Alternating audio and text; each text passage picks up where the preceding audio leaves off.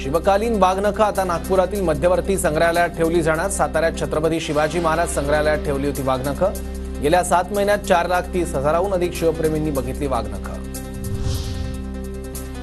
मुदतीत नियुक्ती न स्वीकारल्याने एमपीएससीच्या 45 उमेदवारांची नियुक्ती सामान्य प्रशासनाकडून रद्द।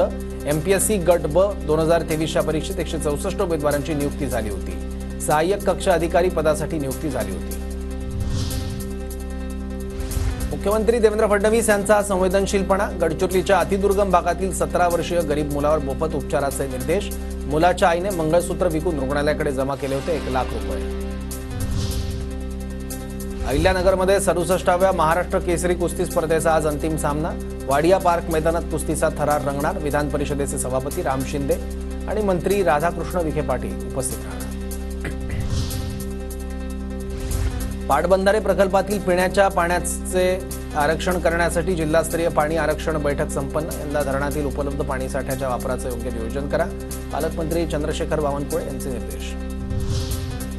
मध्य आणि पश्चिम रेल्वेवर विविध अभियांत्रिकी आणि देखभालीच्या कामांसाठी आज मेगा ब्लॉक। माटुंगा ते मुलुंड स्थानकादरम्यान अप आणि डाऊन जलद मार्गावर सकाळी 11:30 ते दुपारी 3:30 वाजेपर्यंत ब्लॉक असणार।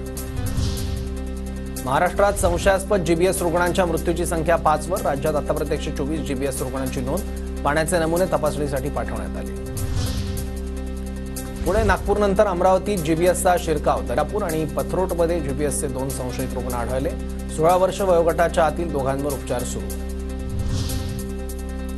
परिवहन विभाग राज्यात कर्नाटक पॅटर्न राबवण्याची शक्यता। परिवहन विभागाचा अभ्यास करण्यासाठी मंत्री प्रताप सरनाईक कर्नाटक दौऱ्यावर।